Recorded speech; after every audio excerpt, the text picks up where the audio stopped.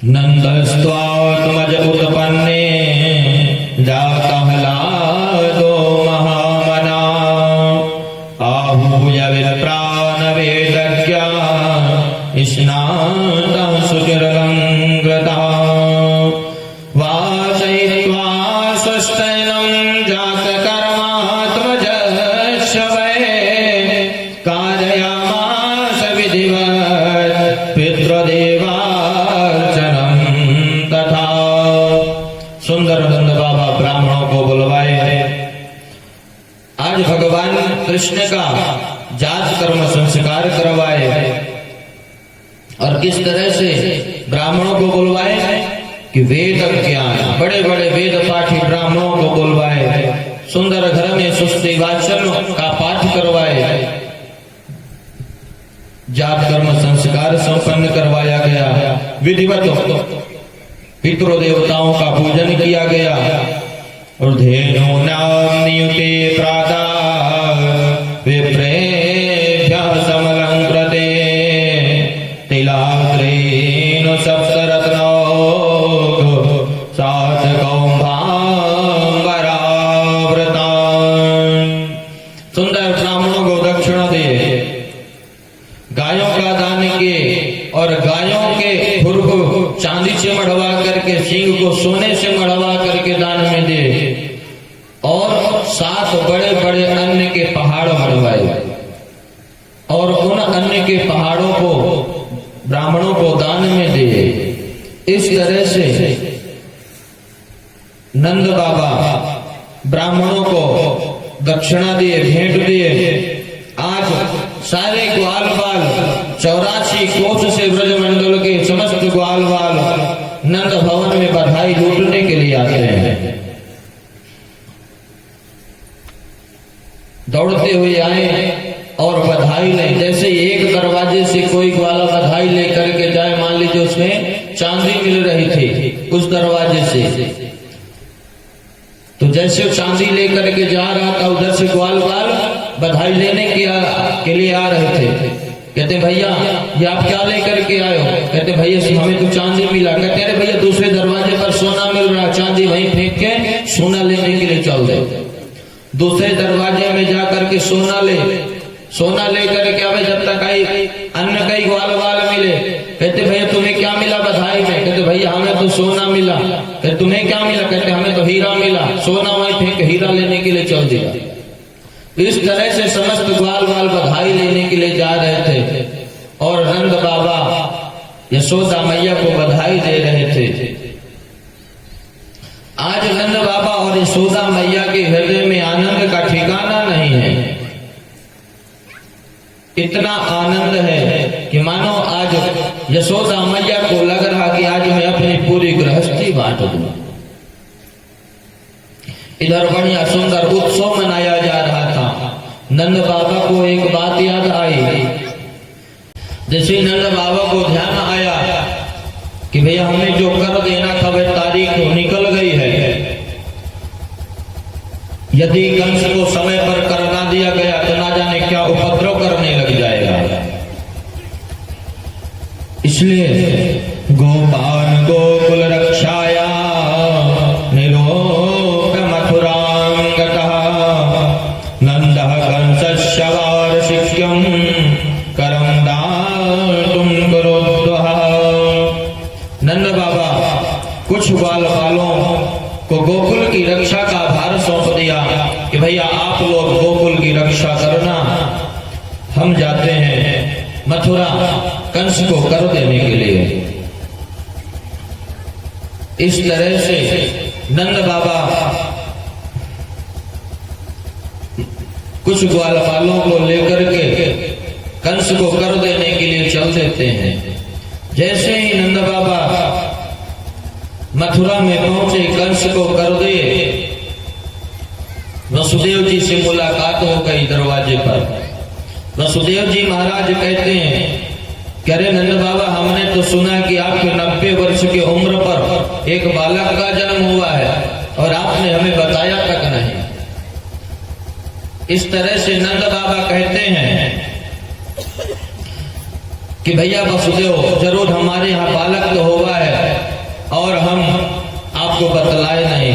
लेकिन पता क्यों नहीं बतलाए कि जब हमने जाना कि आपके यहाँ 6 बालकों का जन्म हुआ और कंस, यह जो पापी कंस है, आपके समस्त बालकों को मार दिया है और एक कन्या भाई वह भी आकाश में जाकर के उड़ गई। इसलिए भैया आपके इस पहाड़ जैसे दुख के आगे मेरी इतनी सामर्थ्य नहीं हुई, इतनी हिम्मत नहीं हुई कि मैं एक पुत्र की खुशी आपसे आकर के बतलाऊं। इस तरह से नंद बाबा कहते हैं। वसुदेव जी कहते हैं कि कोई बात नहीं, फिर भी आपको बताना तो चाहिए। आज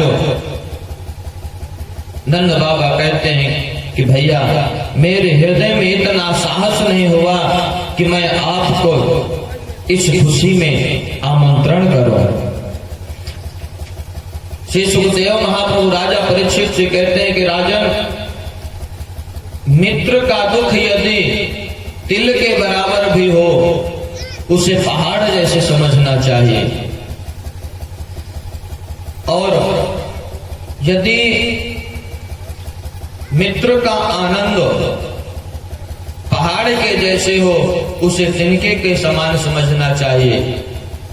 इस तरह से नंद बाबा और वसुदेव जी एक दूसरे के सुख दुख की बात करते हैं। वसुदेव जी कहते हैं, बाबा मुझे तो ऐसा लग रहा है कि आपके गोकुल में कोई ना कोई उत्पात होने वाला है। आजकल आपके ग्रह कुछ ठीक मुझे दिखाई नहीं दे रहे। नंद बाबा मन में विचार किए कि भैया वसुदेव बोल रहे हैं तो शायद कुछ होने वाला हो, क्योंकि वसुदेव जी को ज्ञात रहता था पहले से। कहते हैं कि भैया आप तो बहुत बड़े ज्योतिषी हो। जैसे ही नंद बाबा को वसुदेव जी बताए कि भैया आपके गोकुल में कुछ न कुछ उत्पात होने वाला है, नंद बाबा की धड़कन तेज हो गई और तुरंत भगवान नारायण को याद किए कि हे प्रभु नारायण, मेरे लाला की रक्षा करना। इस तरह से नंद बाबा तुरंत अपने गोकुल की ओर चल दिए और भगवान नारायण को याद कर रहे हैं कि प्रभु मेरे लाला की रक्षा करना। इधर नंद बाबा भी गोकुल पहुंच नहीं पाए, पूतना मौसी पहले पहुंच गई। कंसेन प्रहिता घोरा पूतना बाल घातिनी, शिशु शार निघ्रन्ते पुत्र ग्राम ब्रजादिशो। समस्त नगर ग्रामों में भ्रमण करते हुए वह बाल घातिनी पूतना गोकुल में आई, और पूतना गोकुल में जैसे पहुंची नगर में, तैसे क्या देखती है कि बहुत सारी गोपियां नंद भवन की ओर जा रही थी बधाई देने के लिए नंद रानी को। पूतना मन में विचार बनाती है कि यह गोपियों का समूह जरूर कहीं ना कहीं जाता होगा जहां किसी बालक का जन्म हुआ होगा। मैं भी चलती हूँ, चल करके इसी झुंड में मिल करके देखती हूँ किस बालक का जन्म हुआ, लेकिन जाऊंगी कैसे? मेरा तो स्वरूप राक्षसी का स्वरूप है। इसलिए बड़ा सुंदर वेश बनाई, अपनी माया से बहुत सुंदर रूप बनाई पूतना। ऐसा रूप बनाई मानो वैकुंठ से साक्षात भगवती लक्ष्मी भगवान का दर्शन करने के लिए आई। इतना सुंदर स्वरूप था उसका। उस गोपियों के समूह में मिल करके पूतना नंद भवन में पहुंची। जैसे नंद भवन में पहुंची, यशोदा मैया को देखी, उसी क्षण कहती, अरे बहना बधाई हो, बधाई हो, बधाई हो बहना, बधाई हो।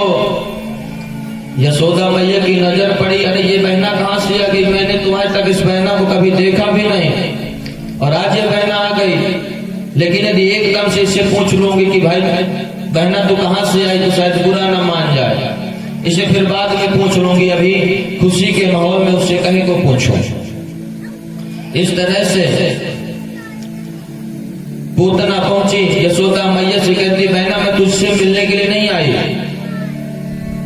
तेरा लाला कहाँ है, मुझे लाला को बधाई देना, लाला से मिलना है। तब यशोदा मैया कहती हैं कि बहना अभी अभी हाल ही लाला को सुलायो है, ने उठाइयो मत, दूर से ही बधाई दे दियो।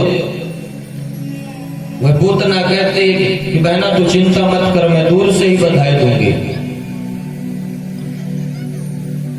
पूतना मौसी भगवान के पास पहुंची और जैसे ही भगवान के पास पहुंची सो भगवान आंखें बंद कर ली। भगवान आंखें क्यों बंद किए? इस शब्द पर अनेक अनेक संतों के कई सारे मत हैं। एक संत कहते हैं कि भगवान आंखें इसलिए बंद किए कि हम आए थे इस ब्रज में माखन मिश्री खाने के लिए, सो आज सबसे पहले पूतना मौसी आ गई हमें विष पिलाने के लिए। तो भाई विष पीने का अभ्यास भगवान भोलेनाथ को है, इसलिए भगवान भोलेनाथ का ध्यान कर रहे थे कि हे प्रभु आ करके इस विष से मेरी रक्षा कीजिए। मानो भगवान इसलिए आंखें बंद किए कि भगवान भोलेनाथ को याद कर रहे थे। दूसरे संत का मत है कि भगवान आंख इसलिए बंद किए कि हम आए थे पृथ्वी का भार उतारने के लिए, दुष्टों का संहार करने के लिए, तो यह काम लगता है पूतना मौसी से शुरू करना पड़ेगा। तो आज पूतना मौसी आ रही है स्तनपान करवाने के, दुग्धपान करवाने के लिए। तो आज इसे कौन सी गति में प्रदान करूं, क्योंकि कार्य मां का करने के लिए आ रही है। आज इसे कौन सी गति प्रदान करूं? आज भगवान आंख बंद करके यह बात विचार कर रहे हैं। दूसरे संत का मत है कि मानो भगवान इसलिए आंख बंद किए कि जब रामावतार में आए थे तब सबसे पहले ताड़का चाची से काम शुरू हुआ था, उसका उद्धार हुआ था। और लगता कृष्णावतार में भी सबसे पहले स्त्री जाति से ही कार्य शुरू करना पड़ेगा, पूतना मौसी से यह कार्य शुरू करना पड़ेगा। इसलिए भगवान आंखें बंद किए कि एक स्त्री से नजर नहीं मिलाना चाहिए। दूसरे संत का भाव है कि मानो भगवान इसलिए आंख बंद किए कि आज पूतना आ रही है भगवान को मारने के लिए, और जब भगवान की नजर से उसकी नजर मिल जाएगी, जैसे ही आंखें चार होंगी तो भगवान की दयालुता उसके अंदर समाहित हो जाएगी। और जैसे ही परमात्मा की कृपा किसी के ऊपर हो जाएगी तो वह गलत काम तो कर ही नहीं सकता। इसलिए भगवान आंखें बंद किए कि उससे आंखें मिलाना बेकार है। जैसे परमात्मा की नजर पड़ जाएगी उसकी बुद्धि बदल जाएगी, इसलिए भगवान आंखें बंद किए। इस तरह के अनेक संतों के बहुत सारे मत हैं। एक संत जन कहते हैं कि मानो भगवान इसलिए आंखें बंद किए कि इस पूतना ने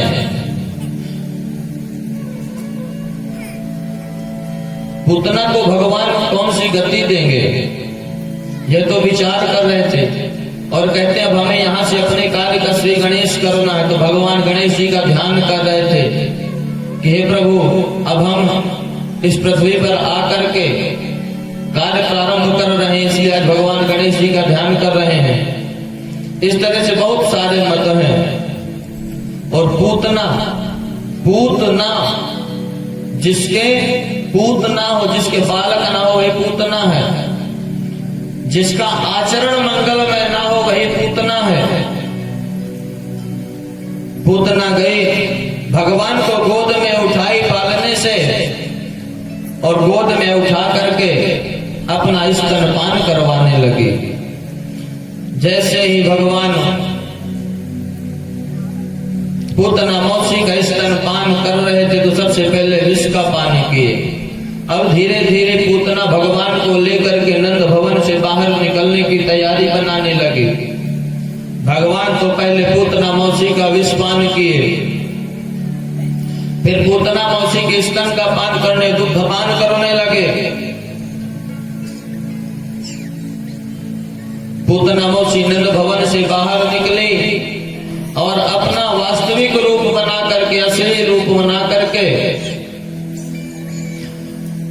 गोकुल से बाहर जाने लगी। जैसे ही गोकुल से बाहर जाने लगी सो भगवान गाढ़ं कराभ्याम भगवान प्रपीड्यो तथा प्राणे समम रोष समन्वितो पिबन, भगवान उसका स्तनपान किए। इसके बाद भगवान प्राणों को पीना प्रारंभ कर दिए पूतना के। जैसे भगवान पूतना के प्राण खींचने लगे, पूतना के वक्षस्थल पर बड़ी भारी विरह वेदना होने लगे। पूतना चिल्लाने लगी कि सामुंच मुंचालमिति प्रभाषिणी निष्पीड्यमान अखिल जीव मरमणि। अरे बेटा छोड़ छोड़, मुंच मुंच, बेटा छोड़। भगवान कहते मौसी जी अब ना करने से काम नहीं चलेगा, क्योंकि अपने राम जल्दी किसी को पकड़ते नहीं, और यदि पकड़ लिए एक बार तो जल्दी जीवन में छोड़ते नहीं। अब तो पूतना भगवान की गोद में, भगवान पूतना की गोद में प्राण पी लिए। जैसे ही पूतना के प्राण निकले सो पूतना धरती पर धड़ाम से गिर गई। इतना बड़ा विशाल शरीर था पूतना का कि मानो 3-4 किलोमीटर की एरिया में जगह में उसका शरीर पड़ा था। इधर नंद भवन में हल्ला हुआ, भैया लाला कहाँ है, लाला कहाँ है। कुछ ग्वाल बाल बतलाए कि एक गोपी आई थी, लाला को लेकर के गई। नंद रानी समझ गई कि वही लेकर के गई। ढूंढने लगे, भागने लगे। इतने में कुछ ग्वाला आकर के बताए कि मैया एक राक्षसी आई थी, उसने लाला को ले जा रही थी। पता नहीं ना जाने कैसे रास्ते में उसके प्राण छूट गए और जंगल में पड़ी है, बीच रास्ते में पड़ी है, और लाला उसके ऊपर खेल रहे हैं।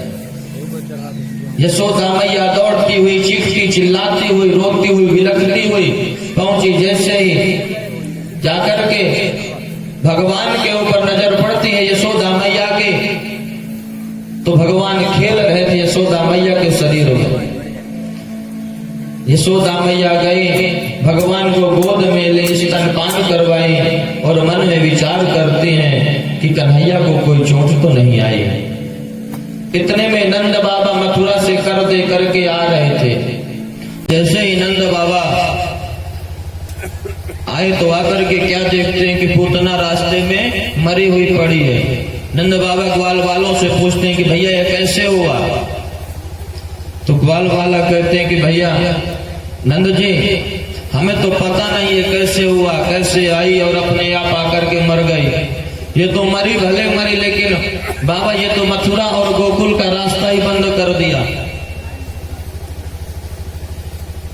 इसके शरीर को क्या करें, इतना पहाड़ जैसा शरीर है। नंद बाबा कहते हैं अपने अपने घरों से कुल्हाड़ी लेकर के आओ, जितने पेड़ नीचे हैं वह पेड़ काट करके इसके ऊपर डाल दो, हाथ पैर काट करके इसके ऊपर डाल दो और आग लगा दो। सारे ग्वाल बाल गए, अपने अपने घरों से कुल्हाड़ी लेकर के आए, उसके हाथ पैर काटे, जो पेड़ टूट गए थे उसको उसके ऊपर रख करके आग लगा दी। और जैसे ही उसके शरीर पर आग लगाए उसका शरीर दग्ध होने लगा और इतनी सुंदर सुगंध निकली थी कि पूरा ब्रजमंडल सुगंधित हो गया था। इधर यशोदा मैया भगवान को लेकर के अपने भवन में आए।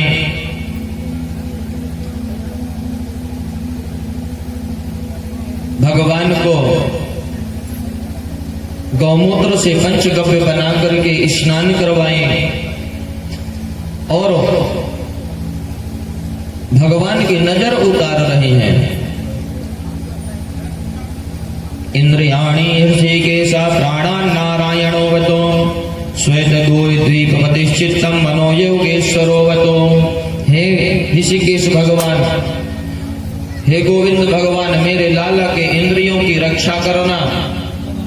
हे नारायण भगवान, मेरे लाला की रक्षा करना। भगवान कहते धन्य मैया, मेरे नाम से ही मुझे झाड़ा लगा रही हो। इस तरह से यशोदा मैया पंचगव्य लेकर के गैया मैया की पूंछ से भगवान को झाड़ा लगा दी और कहती है कि हे नारायण मेरे लाला की रक्षा करना, हे गोविंद मेरे लाला की रक्षा करना। और सुंदर पंच गव्य से स्नान करवा के उसके बाद गोबर से स्नान करवाती है, ब्रज की रज से स्नान करवाती है। क्यों? क्योंकि यदि पहले गोबर लगा करके स्नान करवा देगी, पहले ब्रज की रज मिट्टी लगाकर के स्नान करवा देगी, उसके बाद गौमूत्र से स्नान करवाएगी तो वह ब्रज की रज छूट जाएगी।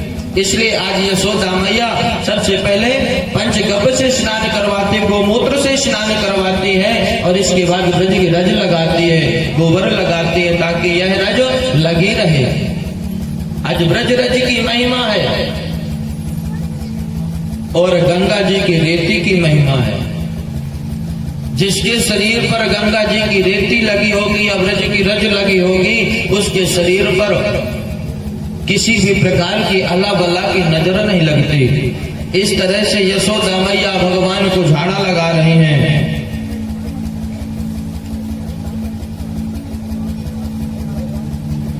इधर से सुखदेव महाप्रभु राजा परीक्षित से कहते हैं कि राजन, भूतना लोक बालघनी राक्षसी रुधिरासना जे घासया हरे स्तरम दत्वा सदगतिम। जिसका पूतना जिसका नाम है, जो बच्चों को उठा करके मार देती वही पूतना है। जो पवित्रता जिसमें तनिक भी ना हो वही पूतना है। जो बच्चों को उठा ले जाती इसके बाद मार देती वही पूतना है। जो बालकों से प्रेम नहीं करती वही पूतना है। इस तरह से श्री सुखदेव महाप्रभु कहते हैं कि राजन, पूतना का ना शरीर अच्छा था, ना उसका कुल अच्छा था, ना खानदान अच्छा था, लेकिन फिर भी परमात्मा उसे वैकुंठ धाम दिए। कहते हैं न जाने कौन से गुण पर दया निधि रीझ जाते हैं। आज परमात्मा की कृपा स्वतंत्र होती है। भगवान जिसका कल्याण करना चाहते हैं उसी के ऊपर कृपा करते हैं। भगवान का स्वरूप ही कृपामय है। कृपा की न होती जो आदत तुम्हारी, तो सुनी ही रहती अदालत तुम्हारी। इस तरह से परमात्मा का कृपामय स्वरूप है। इस तरह से श्री सुखदेव महाप्रभु कहते हैं राजन, जो भी भगवान के इस प्रसंग को कहेगा या सुनेगा उसके मन में भगवान के प्रति भगवत प्रेम की जागृति होती है। ये तदपूतना मोक्षम कृष्णस्यार्भकमद्भुतम गोविंदे लभते रतिम। इस तरह से भगवान पूतना मौसी का उद्धार किए। एक दिन भगवान का जन्म नक्षत्र आया। किसी न किसी बहाने से अब यशोदा मैया अपने घर में उत्सव मनाती ही रहती है। जिस दिन भगवान का जन्म नक्षत्र आया उस दिन यशोदा मैया सुंदर भगवान को स्नान करवाई। स्नान करवा के सुंदर वस्त्र पहनी, सुंदर अच्छे अच्छे वस्त्र धारण करवाए और सजा धजा करके यशोदा मैया पाले में पड़ा कर लिटा दी और ठपकी मार के सुवाए रही थी। और जैसे ही भगवान सोने लगे, यशोदा मैया छोड़ के अपने घर का कार्य करने लगी। इधर भगवान लेटे लेटे करवट बदल लिए और नजर यशोदा मैया की पड़ गई। जैसे यशोदा मैया देखी कि भगवान हमारा लाला करवट बदल लिए, यशोदा मैया खुशी के मारे उछल पड़ी। तुरंत एक नाई को बुलवाई और यशोदा मैया कहती है, नाई लगा दे सारे ब्रज में दुहाई की करवट बदलने को बोला हुआ है। सारे ब्रज में दुहाई लगा दी गई। सारे ब्रज की गोपियां आने लगी यशोदा मैया के यहाँ। उत्सव मनाने के लिए। तो जैसे ही गोपियां आई नाचने गाने लगी, यशोदा मैया कहती है बहना अभी अभी मैंने लाला को हाल ही सुवायो है, नेक धीरे धीरे उत्सव मनाओ ताकि लाला की नींद ना खुले। गोपियां कहती हैं कि बहना यशोदा मैया यदि हमें यही कहना था तो फिर हमें बुलवाई क्यों, दुहाई क्यों लगवाई, हम तो भाई तेज तेज नाचेंगे गाएंगे खुशी मनाएंगे। यशोदा मैया कहती ठीक है नेक देर रुक जाओ। यशोदा मैया भगवान को पालने के सहित उठाए और नंद भवन के सामने एक छकड़ा खड़ा था, बैलगाड़ी जिसे कहते हैं, बैलगाड़ी के नीचे यशोदा मैया भगवान को पालने के सहित लेटाए दी और आई कहती अब बहना खूब आराम से झूमो गाओ, खूब उत्सव मनाओ। इधर नंद भवन में उत्सव होने लगा। भगवान के कान में वह ध्वनि सुनाई पड़ी। भगवान कहते हैं जिसके लिए उत्सव हो रहा है वह बैलगाड़ी के नीचे पड़ा है। अभी बताता हूं, भगवान रोने लग गए। अब जब भगवान रो रहे थे उधर उत्सव मनाया जा रहा, कौन सुनने वाला है। भगवान रोते रोते मन में विचार बनाए कि हम इस तरह रोते रहेंगे तो कोई नहीं देखने वाला है। जब छोटे छोटे बालक रोते हैं तो हाथ और पैर ऊपर उठा करके रोते हैं ना, इसी प्रकार से भगवान रो रहे थे हाथ पैर उठा करके। जैसे ही भगवान पैर उठाए उस बैलगाड़ी में भगवान का पैर लगा, वह बैलगाड़ी तो आकाश में उड़ गई। जैसे ही बैलगाड़ी आकाश में उड़े और जमीन पर आकर के धड़ाम से गिरी, पूरी बैलगाड़ी टूट गई। जैसे ही बैलगाड़ी की आवाज आई यशोदा मैया के कान में पड़ी, यशोदा मैया भागती हुई बाहर आई, देखी तो बैलगाड़ी कहीं दूर पड़ी थी। भगवान पालने पर रो रहे थे। जल्दी जल्दी आई यशोदा मैया, भगवान को गोद में उठाई। वहीं पर कुछ छोटे छोटे ग्वाल बालक खेल रहे थे। यशोदा मैया कहती हैं क्यों भाई ये कैसे हुआ, आप लोग देखे हो जानते हो। वह ग्वाल बालक कहते हैं यशोदा मैया से कि मैया आप तो उधर उत्सव में व्यस्त हो गए और इधर भगवान कन्हैया रोने लगे थे। रोते रोते भगवान को जब कोई भी लेने के लिए नहीं आया तो भगवान इस बैलगाड़ी पर इतना खींच के एक पैर मारे कि यह बैलगाड़ी आकाश में उड़ करके चली गई। यशोदा मैया कहती धातारी के भला नेता ने एक छोटो सो लाला इतने बड़े छकड़ा में ऐसो पैर मारे को, हम तुम्हारी बात पर विश्वास ना माने। यशोदा मैया भगवान को लेकर के अपने भवन में आई, स्तनपान करवाई। अब यशोदा मैया भगवान को सुंदर प्रेम करते हैं, सुंदर स्तनपान करवाती हैं। इस तरह से भगवान सकट भंजन किए। एक दिन भगवान भोलेनाथ भगवान कृष्ण का दर्शन करने के लिए गोकुल आए। जैसे ही भगवान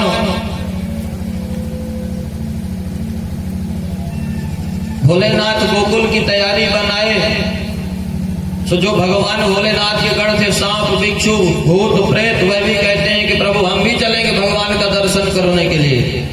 जब अपने घर से दादाजी कहीं बाजार जाते जो छोटे छोटे बच्चे रहते वह भी कहते ना कि बब्बा हम भी बाजार चलेंगे, हमें भी चलना है। इसी तरह से भगवान भोलेनाथ के गण भी कहते हैं कि बाबा हमें भी चलना है भगवान का दर्शन करने के लिए। भगवान भोलेनाथ कहते हैं कि यदि आपको देखेंगे प्रभु तो डर जाएंगे। भगवान भोलेनाथ चल दिए, भगवान भोलेनाथ के संग में भूत प्रेत सांप बिच्छू भी चल दिए भगवान भोलेनाथ के शरीर पर लपट करके। जैसे ही भगवान भोलेनाथ पहुंचे गोकुल में, ढूंढते हुए नंद भवन में पहुंचे। नंद भवन के दरवाजे पर खड़े होकर के भगवान भोलेनाथ अलख जगाया, क्या अलख निरंजन। यशोदा मैया कहते हैं लगता दरवाजे पर कोई जोगी आया है। पुनः काम पर लग गए। भगवान भोलेनाथ दोबारा फिर से अलग जगाए कि अलख निरंजन। इस तरह से जैसे ही दोबारा भगवान भोलेनाथ अलग जगाए, यशोदा मैया तुरंत अपने घर का कार्य छोड़ करके बाहर आई और देखे तो एक जोगी खड़े थे। जोगी के भगवान भोलेनाथ कहते हैं, जोगी बाबा कहते हैं कि मैया हमने सुना है, हमें पता चला तेरे घर लाला का जन्म हुआ है। यशोदा मैया कहते बाबा आपने अच्छा सुना है, मेरे घर लाला का जन्म हुआ है। भगवान भोलेनाथ कहते हैं मैया मुझे उस लाला का दर्शन करवा दे। यशोदा मैया कहते हैं बाबा देख तेरा भेष अच्छा नहीं है, तेरे शरीर पर सांप बिच्छू लिपटे हुए हैं, देख करके मेरा लाला डर जाएगा, इसलिए बाबा मैं तो दर्शन ना ही कराऊंगा। भगवान भोलेनाथ मैया से कहते हैं कि मैया यदि तू लाला का दर्शन करा देगा, मैं लाला को खूब आशीर्वाद दूंगा कि जुग जुग जीवे दी यशोदा मैया तेरो ललना। यशोदा मैया कहती बाबा तुम चाहे जो भी करो, मैं अपने लाला का दर्शन ना करवाऊंगी। जैसे यशोदा मैया कहती दर्शन ना करवाऊंगी, भगवान भोलेनाथ विचार कर रहे हैं कि हे प्रभु कैसे दर्शन मिलेगा। यशोदा मैया विचार करती हैं कि जोगी बाबा आया भिक्षा लेने के लिए। सो यशोदा मैया अंदर गई और एक पात्र में अन्न लेकर के आई, धान्य लेकर के आई जोगी बाबा को भिक्षा देने के लिए। भगवान भोलेनाथ कहते हैं मैया मुझे भिक्षा तो ना चाहिए। यशोदा मैया कहती है बाबा भिक्षा ले लो और जो बोलो मैं दे दूंगी, हीरा मोती सोना चांदी जवाहरात सब दे दूंगी, लेकिन बाबा लाला का दर्शन ना कराऊंगी। इधर भगवान भोलेनाथ कहते हैं मैया मुझे तो लाला का दर्शन करना है। यशोदा मैया मना कर रही हैं। भगवान भोलेनाथ वहां से वापस चल दिए। जैसे ही भगवान भोलेनाथ चले, इधर भगवान कृष्ण रोने लग गए और भगवान भोलेनाथ अपने मनुष्य भगवान कृष्ण भोलेनाथ से कहते हैं मनुष्य की बाबा भागना नहीं, मैं आपको दर्शन दूंगा, चिंता मत करना। भगवान भोलेनाथ अपने मन ही मन प्रणाम किए और नंद भवन से दूर एक बट वृक्ष था, उसी वट वृक्ष के नीचे जाकर के भगवान भोलेनाथ बैठ गए, भगवान का भजन करने लगे। और इधर नंद भवन में भगवान रोने लग गए, शांति नहीं हो गई।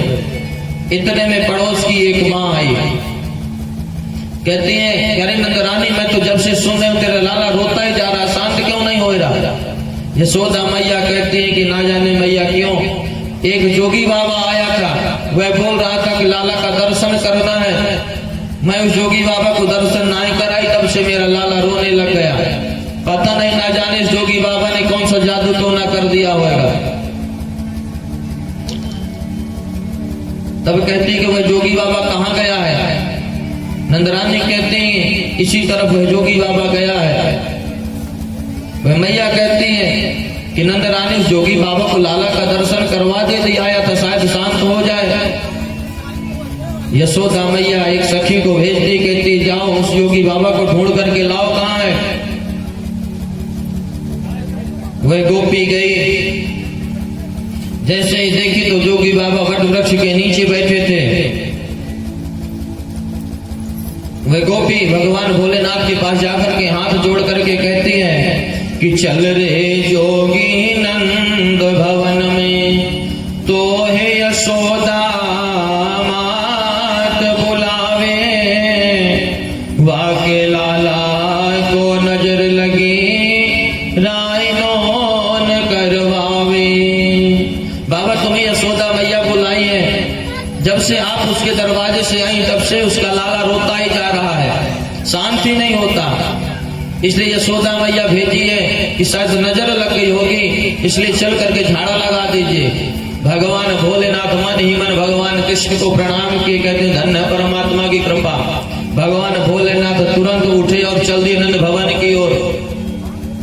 जैसे ही नंद भवन के दरवाजे पर पहुंचे भगवान भोलेनाथ, उधर से यशोदा मैया भगवान को गोद में लेकर के आई। जैसे ही भगवान कृष्ण भोलेनाथ के पास आए, शांत हो गए। भगवान भोलेनाथ कहते मैया ने एक लाला को हमारी गोद में दे दो, आज यशोदा मैया डरती डरती भगवान को भोलेनाथ की गोद में दे दी। भगवान भोलेनाथ की गोद में जैसे ही गए प्रभु हंसने लग गए। भगवान भोलेनाथ भगवान की उस सांवली सलोनी सूरत का दर्शन किए, मुस्कुराते हुए प्रभु का दर्शन किए। यशोदा मैया कहती बस बाबा हो गया, शांत हो गया, लाला हमें दे दो। जैसे भोलेनाथ नंद रानी को दिए तुरंत फिर से भगवान रोने लग गए। फिर से यशोदा मैया भगवान भोलेनाथ को दे दिए। तो जैसे ही भगवान भोलेनाथ की गोद में आए भगवान तो हंसने लग जाए, और जैसे यशोदा मैया गोद में पहुंचे तो रोने लग जाए। भगवान भोलेनाथ कहते मैया तुम्हारा लाला एक काम करने से शांत हो जाएगा। यशोदा मैया कहती बाबा ने एक जल्दी बता दो। भोलेनाथ कहते हैं कि मैया अपने घर में एक भोलेनाथ का मंदिर बनवाओ, और जब अपने लाला को स्नान करवाओ तो जो स्नान कराने का जल होता है उससे भगवान भोलेनाथ के ऊपर डालना। इससे तुम्हारे लाला को कोई भी नजर नहीं लगेगी और आपका लाला शांत रहेगा। इस तरह से यशोदा मैया अपने आंगन में भगवान भोलेनाथ का मंदिर बनवाई और भगवान को स्नान करवाती है और उसका जल भगवान भोलेनाथ के ऊपर डालती है। अब इधर भगवान भोलेनाथ यशोदा मैया से कहते हैं मैया अब लगता हमें चलना चाहिए, काफी समय हो गया रहते रहते। जैसे भगवान भोलेनाथ कहते हैं, जैसे भगवान भोलेनाथ चल दिए उसी क्षण भगवान फिर से रोने लग गए। फिर भोलेनाथ वापस आ गए। यशोदा मैया कहती हैं कि रह रे जोगी नंद भवन में ब्रज में वासो की जय, जब जब मेरो लाला रोवे तब तब दर्शन दीजिए। आज भगवान भोलेनाथ कहते मैया अब तो मैं आपके ही आंगन पर निवास करूंगा। और जैसे ही भगवान भोलेनाथ का मंदिर बना, भगवान भोलेनाथ का एक और नाम पड़ गया नंदेश्वर महादेव। आज नंद बाबा के आंगन में भगवान भोलेनाथ, इसलिए नंदेश्वर महादेव पड़ा। बोला नंदेश्वर भगवान की। इस तरह से भगवान भोलेनाथ भगवान कृष्ण का दर्शन करके अपने कैलाश को आए। और जब जब भगवान अवतार लेते हैं तब तक प्रत्येक अवतार में भगवान का दर्शन करने के लिए भगवान भोलेनाथ जाया करते हैं। अब एक दिन मैया भगवान को सुंदर स्नान करवाई, सुंदर वस्त्र पहनाए और उछाल उछाल करके खिलाने लगे। जब बालकों को ऊपर उछाला जाता तब बालक खूब हंसते हैं, हंसते ना। तो आज यशोदा मैया लाला को ऊपर उछाल रही थी, भगवान खूब हंस रहे थे। और जैसे उछालना बंद कर दे तो रोने लग जाए, फिर उछालने लग जाए तो फिर हंसने लग जाए, जैसे उछालना बंद कर दे तो फिर से रोने लग जाए। यशोदा मैया भगवान को दुग्धपान करवाने लगे। भगवान बड़े प्रसन्न भाव से मैया का स्तनपान कर रहे हैं, दुग्ध पी रहे हैं। इतने में भगवान की नजर पड़ी, एक तृणावर्त नाम का राक्षस आ रहा था, बवंडर का रूप बना करके। बवंडर जानते हैं आप किसे बोलते हैं? बवंडर कहते हैं बड़ेरा को, जो गोल गोल गोल चक्कर में हवा आती ना, उसी को बवंडर कहते हैं। इस समय गर्मियों में ज्यादा आती। तो भगवान कहते हैं कि मैया उछाल नहीं सकी ज्यादा, तो तक सुमामा जी ने उड़न खटोला भेज दिए। भगवान अपनी माया का विस्तार किए, यशोदा मैया के गोद में बैठे बैठे दुग्ध पी रहे थे। भगवान अपना वजन बढ़ाना प्रारंभ कर दिए। भगवान इतना वजन बढ़ाए कि यशोदा मैया को भगवान वजन लगने लगे। यशोदा मैया मन में विचार करते हैं कि लगता है लाला ज्यादा दुग्ध पी लिया है, कहीं पेट खराब ना हो जाए, इसलिए थोड़ी देर खेल लेगा तो दूध पच जाएगा। इस तरह से यशोदा मैया भगवान को जमीन पर बैठा दी और घर का कार्य करने के लिए चली गई। वह तृणावर्त नाम का राक्षस आया, देखा कि भगवान अकेले बैठे हुए हैं, तुरंत बड़े वेग के साथ अंदर घुसा और भगवान को उड़ा करके ले गया। भगवान आज तृणावर्त की गोद में बैठे बैठे पूरा गोकुल घूम लिए। तृणावर्त के गोद में बैठे बैठे, कंधे पर बैठे बैठे कहते हैं कि ये छिपी गली है, ये राधा की गली है, ये मधुमंगल का घर है, ये सुदामा का घर है। इस तरह से पूरा गोकुल घूम लिए। और जैसे तृणावर्त गोकुल के बाहर जाने लगा सो फिर से भगवान अपना वजन बढ़ाने लग गए। भगवान इतना वजन बढ़ाए कि वह तृणावर्त नाम का राक्षस मन में विचार करता है कि मैं कोई पत्थर तो नहीं उठा रहा है जल्दी जल्दी में। भगवान कहते हैं, मूर्ख,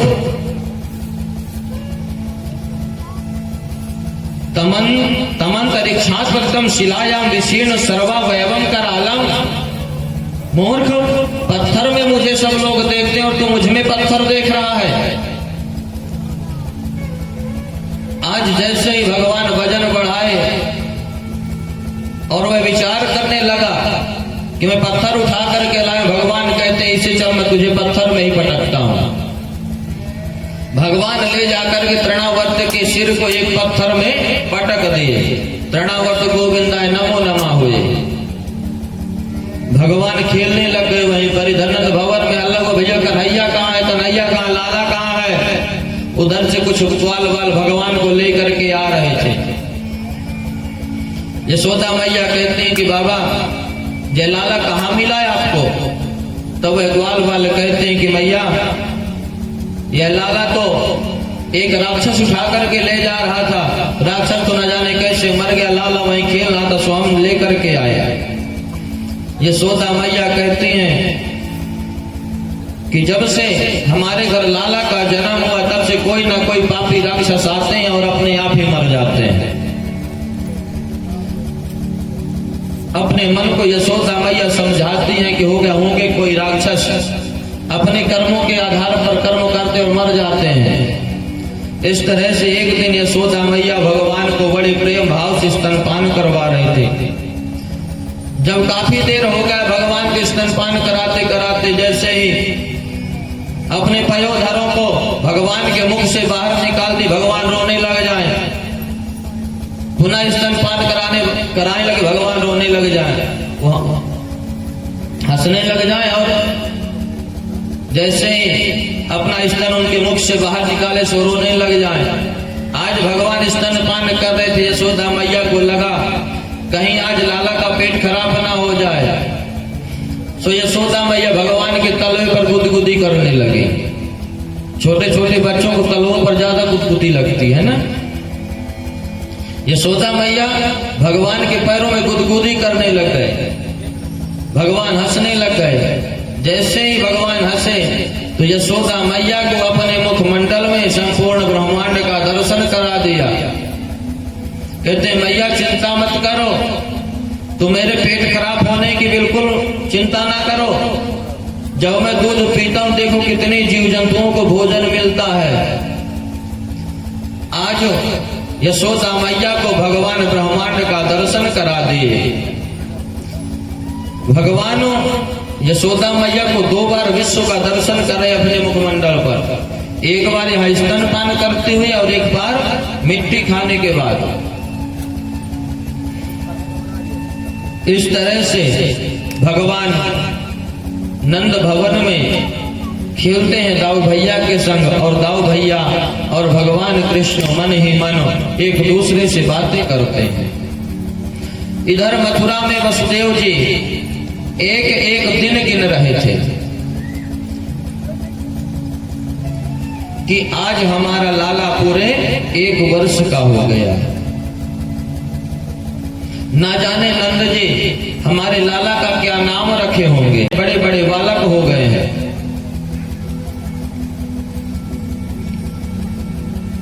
एक दिन वसुदेव जी अपने मन में विचार करते हैं कि मैं गर्गाचार्य जी के पास जाऊं और गर्गाचार्य जी को नंद भवन में भेजूं नामकरण करने के लिए। वसुदेव जी गर्गाचार्य जी के पास गए और निवेदन करते हैं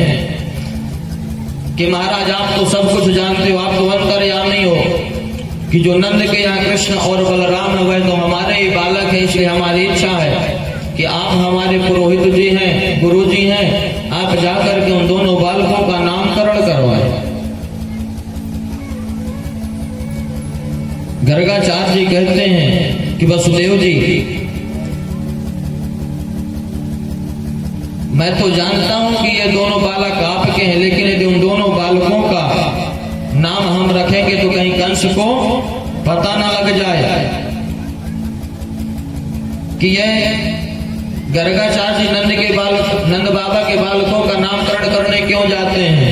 बाबा कहीं कुछ पता नहीं चलेगा, गोकुल और मथुरा की दूरी है।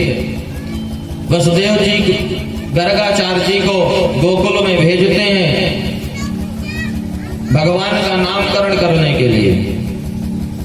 जैसे ही भगवान के यहाँ गर्गाचार्य जी पहुंचे, नंद भवन में गर्गाचार्य जी पहुंचे, नंद बाबा देख करके भगवान को, गर्गाचार्य जी को प्रणाम किए। कहते हैं बाबा आप भले पधारे,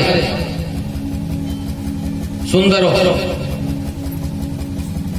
चरण धोए, चरण अमृत का पान की, यथा उचित स्वागत सत्कार पूजन की, और कहते हैं कि बाबा जब से हमारे घर इन बालकों का जन्म हुआ है तब से अपने हमारे यहाँ गोकुल में कोई ना कोई उत्पात होता रहता है, जरा इनके बारे में कुछ बताइए। गर्गाचार्य जी कहते हैं कि बाबा इनके नाम बताओ, नाम क्या रखे हो।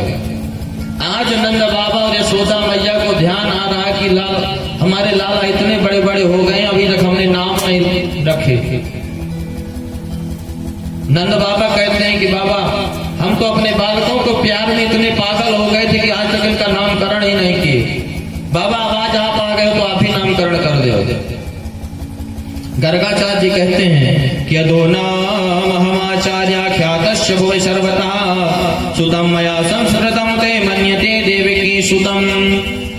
नंद बाबा हम तो यदुवंशियों के आचार्य हैं, और यदि आपके बालकों का नामकरण करेंगे और यदि यह बात कंस को पता चल गई कि गर्गाचार्य यदुवंशियों के आचार्य नंद बाबा के छोरों का नामकरण किए हैं, यदि इन दोनों बालकों को वसुदेव का बालक न समझ ले और यदि उन्हें उसे पता चल गया तो आपके बालकों के ऊपर समस्या आ जाएगी।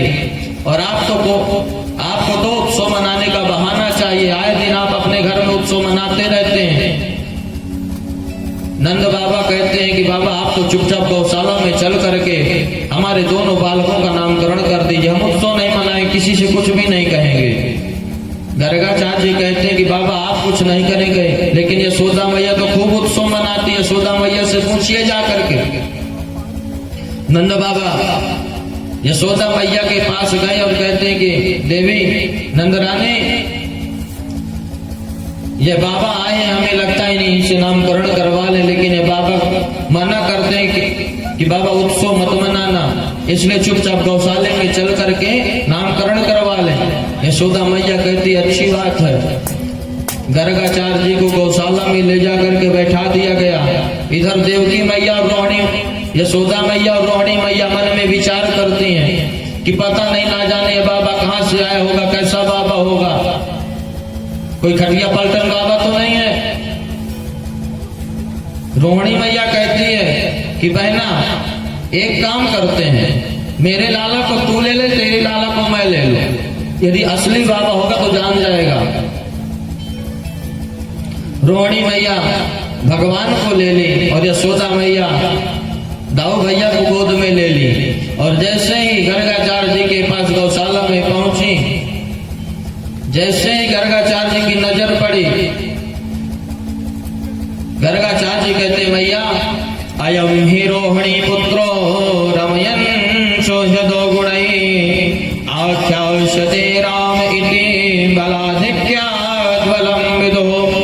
मैया ये जो आपके गोद में बालक है, ये जरूर रोहिणी का बालक है। यशोदा मैया और रोहिणी मैया दोनों एक दूसरे की तरफ देखने लगे और कहती हैं कि बहना ये तो असली बाबा निकला। तुरंत यशोदा मैया कहती कि बाबा हाँ जरूर है तो ये रोहिणी का बालक, लेकिन हम दोनों बहना अपने अपने बालकों में नेकव अंतर ना समझे, इसके लाला को मैं अपने लाला से भी ज्यादा मानूं, और ये मेरे लाला को अपने लाला से ज्यादा माने। कहती हो गया बाबा कोई बात नहीं, नाम बताओ। गर्गाचार्य जी कहते हैं कि राम इति बालाधिक्याद बलम विदो, मैया यह बालक आगे चल करके बहुत बलवान होगा, इसलिए हम इसका नाम रख रहे हैं बलभद्र। लेकिन मैया यह पूर्व जन्म में राम के रूप में आए थे, पहले जन्म में इसका नाम राम रखे थे, इसलिए इसका नाम बलराम पड़ेगा। मैया इसे कुछ लोग संकर्षण भी कहेंगे। क्यों? क्योंकि इसे एक गर्भ से आकर्षण करके दूसरे गर्भ में स्थापित किया गया था, इसलिए इसका नाम संकर्षण भी होगा। यशोदा मैया कहती है बस बाबा अब इस लाला के भी नाम बता दो। जैसे गर्गाचार्य जी भगवान की तरफ दृष्टि डाले तो गर्गाचार्य जी की समाधि लग गई, भगवान के प्रेम में डूब गए भगवान का दर्शन करके। जैसे कुछ देर तक समाधि लगी रही, यशोदा मैया बाबा को हिलाती है कि अरे बाबा कहाँ खोए गए, नाम बताइए बालकों का। गर्गाचार्य कहते हाँ मैया अभी बताया। फिर भगवान की तरफ देख करके सोचने लगे, फिर से समाधि लग गई। फिर से यशोदा मैया बाबा को हिलाती कि अरे बाबा नाम बताइए एक जल्दी से। तब गर्गाचार्य जी कहते हैं कि मैया बहूनि सन्ति नामानि रूपाणि च सुतस्यते गुणकर्मानुरूपाणि तान्यहं वेद नो जनाः। मैया बहूनि सन्ति नामानि, इसके नामों को क्या कहूं मैया, इसके रूप के अनुसार इसके नाम पड़ जाएंगे, इसके गुण के अनुसार इसके नाम पड़ जाएंगे। इसके मैया बहुत सारे नाम होंगे, इनके नाम अनेक अनुपा। मैया इसके बहुत सारे नाम है, जितने वेद पुराण है ना सब इन्हीं के नामों से भरे पड़े हैं। चाहे गोपाल सहस्त्र नाम उठाओ इन्हीं के नामों से भरा पड़ा, विष्णु सहस्त्र नाम उठाइए इन्हीं के नामों से भरा पड़ा है। मैया इसके नाम तो शास्त्रों में पुराणों में जगह जगह है,